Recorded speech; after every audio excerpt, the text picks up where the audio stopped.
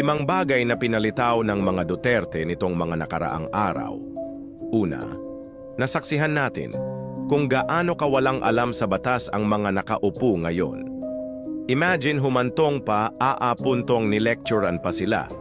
Pangalawa, nagsilabasan ng mga balimbing. Akalain mo yon, ang dami pala nila, too many to mention, alam nyo na yon.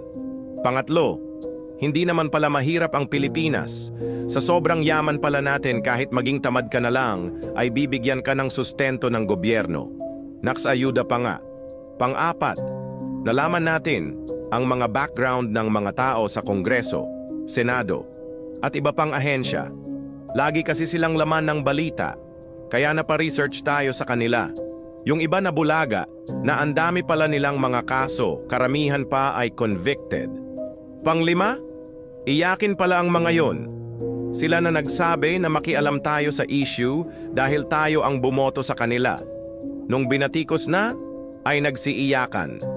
Alang yayan.